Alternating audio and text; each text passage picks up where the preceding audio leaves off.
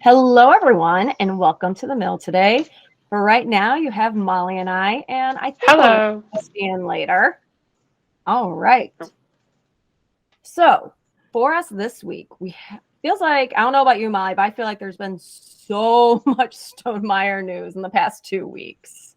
So much exciting stuff. I'm excited for quite a bit already this year. Yeah, I feel like we're almost doing more of a Stonemaier newscast right now. All right. So the first thing we wanted to talk about this week was last Monday in Jamie's blog post. That's when he started talking about and introducing the new pre-order system that they're using for the third printing of the nesting box. Now, I'm going to quote him here, as this was the other part we found interesting. He said, quote, "We will also likely offer this option on a new game in the near future for those who want it. Parentheses, small reveal and open pre-order with limited information, end parentheses, end quote." What do you think, Molly? I'm actually really excited about this pre-order system. I'm used to seeing it in the board game world as kind of a FOMO thing, and I know that's not what Stonemaier's about at all. It's just going to be a great new option for people to just plan to get it, pay for it, and then it can be out of their mental load, and they can just wait for it. And then also, you can just buy it the day of like it used to be. It'll only just be more options. I think it's going to be really cool. Yeah, and this little tidbit that they might use it again soon for a new game, I thought was interesting. So I'm going to pull up the progress chart here. So one sec. Here we go. While you're pulling that up, I think that's interesting too. It's always nice to hear something's close at hand. Um, and I had already had the nesting box, so I didn't use the pre order system yet. Yeah, so if we look here, we obviously have the nesting boxes. Now, if we're talking like for another relatively soon information, we have both Draw and Hive here. So Draw seems to be in the component stage and Hive in the graphic design. So maybe either one could be something that we do a pre-order for. But that was something that I found interesting. Yeah, my guess would be draw, although I'm known to be way off on these guesses and code names and all that. The games come out and I'm as surprised as anyone. Yeah. So the next part we were kind of looking at is there. I know Molly and I have talked about this, and we're really excited. We've been anticipating this for years when Jamie actually finally tells us more about this open world game. So in 2 live casts ago, he actually said that he felt like that. One sec, let me get this right. He's confident in the world itself and is now on the mechanisms. That's exciting. I've been so eagerly anticipating this open world game. I've wanted to be just his biggest cheerleader whenever you hear doubts about this game coming out.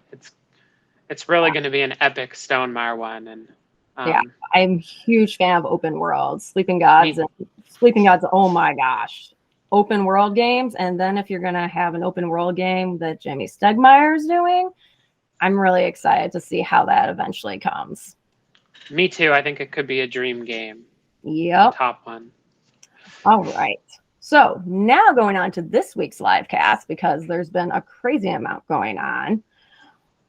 It also had some interesting moments, and I will be totally upfront. I do have a tendency to overanalyze things. I am an English teacher, so if you think I'm overanalyzing, it's a very good possibility. But Jamie did mention it was likely there would be a product release that delivers pre-orders before Gen Con and that would possibly be Con. Okay. Any thoughts, Molly? This goes back to me traditionally not being great at guessing, but last year we had Viticulture World that arrived to the people who ordered it and was a brand new thing at Gen Con. So all we can hope for is another great game like that. Yeah. Yeah, Once again, that also makes me wonder if it's a product. So I'm not sure if that's actually going to be a game.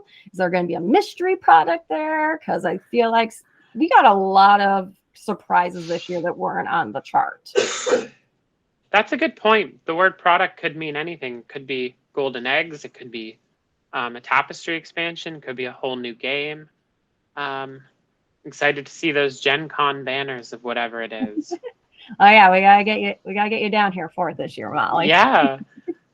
Speaking of getting down there, I wanted to remind everyone about Geekway to the West tickets, which, as this airs, should be on sale already, as they go on sale January 20th. Um, I'm really hoping to go. It's going to be my first board game convention coming down from Canada. We hope to see you all there. You're going to go, right, Carol? I am, as of right now, I am planning on buying a ticket to go for the first time since it's such a kind of a big Stonemeyer meetup, it feels like. So I'm hoping to go. That's my It feels plan. like the Stonemeyer Con. Oh, yes. That's part of the reason like, I got to try it. And I think I see here that you got to buy your Geekway ticket to get into the hotel lineup. So yes, that's sooner the better if you want to go. Definitely. At least that's what the reads like on their website. Mm-hmm. All right. So I'm thinking now onto the Wingspan news because I feel like we had a bunch of that dropped on us this week. Yeah, it's been a great time for Wingspan this year. First thing I want to talk about is I saw it on the Discord, but I believe it's on Facebook as well. The Big Weirdos expansion of 50 Wingspan fans creating cards for Elizabeth's birthday. This is a not for sale kind of thing, I should say. It's just a fun fan-made product. Yeah, this was one that was kind of headed by Travis, who is very, very into the Wingspan groups. So yes, it was on Facebook and it was in Discord. And he's been kind of introducing a few of the birds from there that fans made just for Elizabeth. And as we said, not a Stonemeyer product, not for sale, just a fun project that some of the big fans had for Elizabeth. Yeah, but it's really cool. I believe he's posting 5 at a time, and he's done 2 sets so far. Check him out on the Discord or on Facebook if you'd like. And you might even see some birds made by people in the mill. Just maybe. Yeah, just maybe. Yeah. And then one of the other big pieces that Jamie really kind of emphasized in his live cast this week in regards to Wingspan is the vision-friendly Wingspan bird cards are coming out soon. And what they've essentially done is they've taken out any text that is not necessary, and they've darkened some of the text. They've made pieces bigger. They changed the text, like where it's black on brown. They've made it so the black is on white, but you still see the brown around it to make it easier. Yeah, it's really cool. They changed the contrast and enlarged all they could for readability, and just cut out the non-gameplay fun stuff like the Latin names and the part in the world it's from and the little trivia. I think this is great. I've introduced quite a few people to Wingspan, and a few of them have been a little hard of eyesight, and I can see my one friend really loving this. It was her pretty much only complaint in a game she really loved, is she was having trouble reading the facts. And I didn't even really think of the black on brown issue. It's nice to see that in the white as well. Yeah. Well, the other cool part is that for those people who really don't want to just want the cards from an expansion, while they might not look exactly the same, they do at least have an option to just get cards. Yeah, which I think is great. A lot of people do just want the cards, and even with Wingspan Oceania, the cards are often, to me, talked about as the most fun edition. Even though I love the new boards and Nectar, it's great that some people can just get just the cards, like you said. Mm-hmm.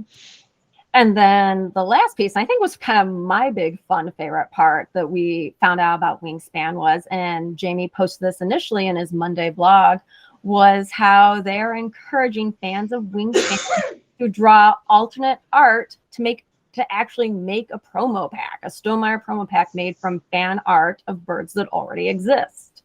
So the information for that he's posted in Discord, he's posted it in the Wingspan Facebook group, and I'm really excited. My son is really excited. We're planning on putting some drawings in to see if we can get in there. So we are super thrilled about. Oh, sorry. We're super thrilled about this too. My wife and I have both signed up, and I got my friend to sign up. There's a one Google Doc to sign up, just so y'all know, and then another one where you can kind of have light dibs on a bird. It's not reserving a bird, but it'll let everyone else out know that there could be 2 submissions for that one because you have your eye on it. I signed up for the Greater Prairie Chicken, but I am not a great artist. So if anyone else out there wants it, you could beat me out. Oh yeah, I was definitely I prefer drawing with pencils. So I was trying to look for birds that have maybe as much color in them. So I signed up for one and then haven't done the Google form to actually submit it yet, but I'm excited to get started on it. Yeah, my wife's a good artist, so I'm cheering for her. Tell her to avoid the little penguin. The little penguin? I will. All right. So Molly, is there anything else that you have before we pass this off to Dusty? I think that's all I have. The last note I had here, Dusty's going to cover very well for us, coming right up.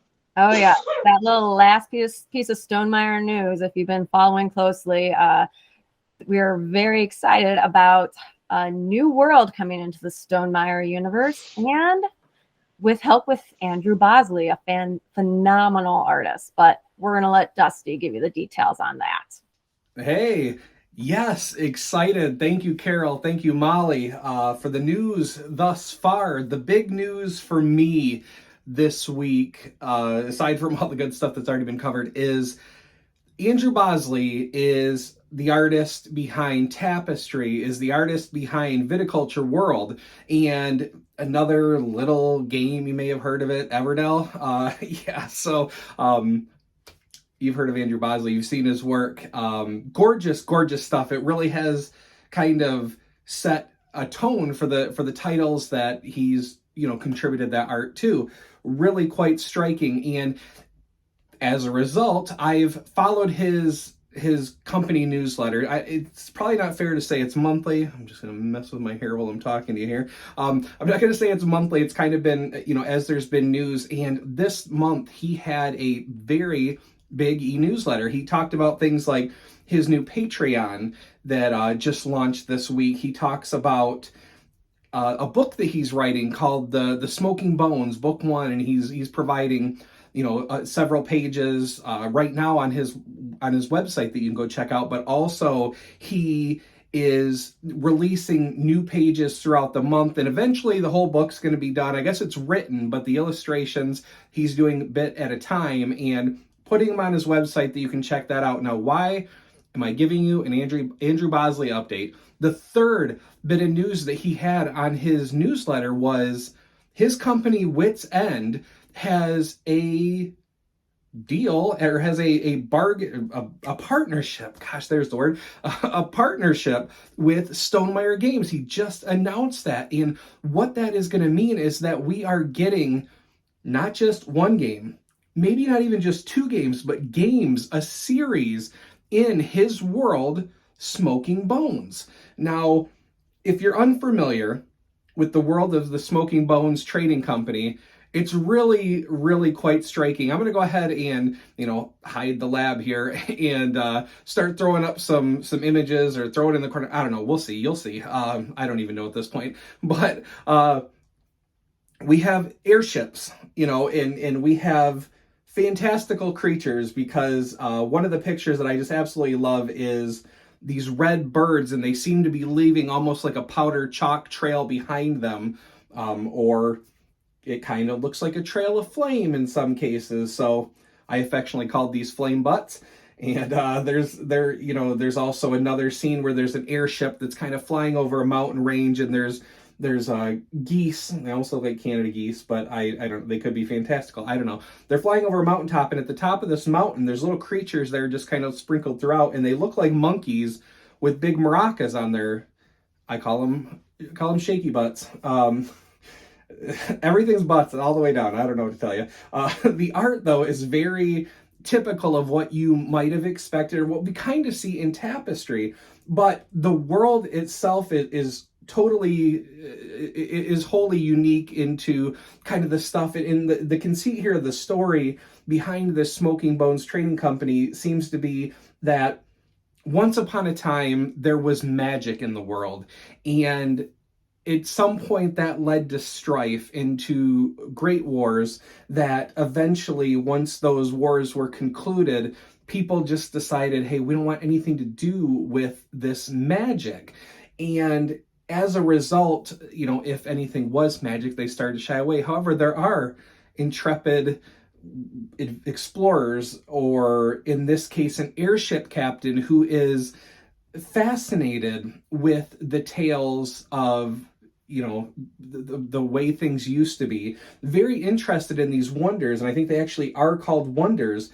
But here's the thing: in this world, some of these wonders are just disappearing. They're one day and gone the next, and what's happening to them? Most of the world is happy to just say, who cares? We don't want anything to do with magic. However, to the Commodore, or our airship captain, Red Jones, I think it was Red, yep, Red Jones, he's not content with letting that stuff disappear to history. The adventurous side of him, the side of him, he actually comes from one of the kingdoms that, fought for this. If I understand the story correct, fought for those things, that he wants to keep his history intact.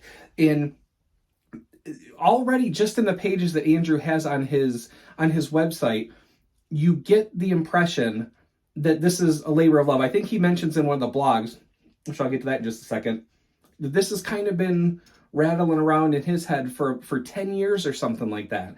And so you also have this imagery of almost like a flame monster fighting. You have another picture that's looks almost like a marketplace. Another one that the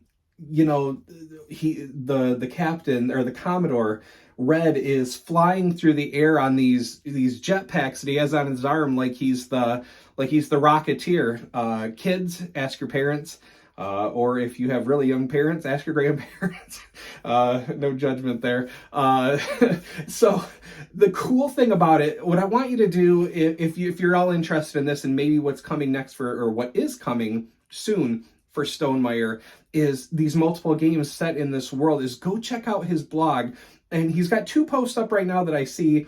That one's an intro into the world of Smoking Bones, which is very brief. However, it is cool because when he wrote this, which actually says March of 2022, he's talking about the year 2020, toward the end of the year 2020. And he talks about, kind of in talks on who might help make this a reality, and kind of explores his own limitations, that he's good at art, and he's good at storytelling, and he's good at, this and that. However, he's not good at marketing. He's not good at, maybe he would need help with design, and he was identifying his weaknesses. And he mentions going to at the time, secret partner, and describing the world of Smoking Bones in his vision, and that partner just immediately catching what he was talking about, and realizing the worth of this world, and ultimately buying in. And at the time he wasn't able to, but now when you read through that blog, at the time he wasn't able to talk about it, but now when you read that blog, you can know that person who saw the value of that Smoking Bones world was, Stonemaier Games. And so when you're looking through this, when you're looking through the story that's being written, or the intro to it, or the history of is a very long blog post that really goes deep into really the whole birth of what the Smoking Bones Trading Company is all about. And I've just been fascinated. You look at the picture, and you could almost come up with different types of games based on the art itself. There's one where, they're looking for these wonders, right, that are disappearing. You almost have, I know Jamie's working on an open world game. I don't know if any of the titles that are currently on the codename list are tied to these, but they could be. In fact, with this being called Smoking Bones and us having a codename Bone, I thought maybe those things were related. However, in the blog, Andrew does mention that, he'd have some news soon. And so maybe one of the titles that's further along could have something to do with that. And maybe it's not so quite on the nose as Smoking Bones is Bones, or, the birds themselves are featured in both of these images, largely because they're sky, and that could have something to do with crow, or basically that's the beauty about these code names, right? Is you can really fit anything into it. But looking at the art, like I mentioned, like you could have an open world exploration, you could have a game where at one point you see the Commodore facing off against this giant creature with it looked like flames and stuff like that, and you could almost see like a combat system or dueling or something like that, or where maybe you and other people are taking on a larger, more significant creature, something like that. Like, it just, when you look at this artwork, it just evokes so much possibility, and so I can understand the appeal to that. At this point, I could just go, there's floating islands, there's all kinds of stuff, there's so much cool stuff going on in this world. I am really, really, really excited, yes, to see what that looks like. And that, if you want to support Andrew and as well as get exclusive art, like I mentioned earlier, he did start a Patreon. And again, this is tied to Stonemaier itself, but I would imagine there's a possibility you could start getting some exclusive Smoking Bones art. We're probably not going to get anything quite so on the nose as, hey, this is the art I did for the game board for whatever that title may be. But certainly there is a possibility of seeing more Smoking Bones art before it pops up onto the storybook that is being presented on Andrew's blog. So I'll put links to all of this stuff in the description of the show. Then just a little programming note for next week. We're going to start that Scythe Saturday series that I talked about. We have a guest host. Going to go ahead and bring that to you. And also what this is going to be is kind of like every week is going to focus on a different faction, kind of what is liked about the faction, some of their strengths and weaknesses, opportunities, basically a love letter from a fan aside to each individual faction. It looks to be quite interesting. I'm looking forward to showing that to you. That's going to start next Saturday, and then we'll roll those one a month, and Molly and Carol and I will go ahead and fill in the blanks with Stonemaier goodies as time and opportunity permit. So that is all I have for you this week. Thank you so much for joining all of us. And until next time, take care of yourselves and each other. Thanks for watching. Bye.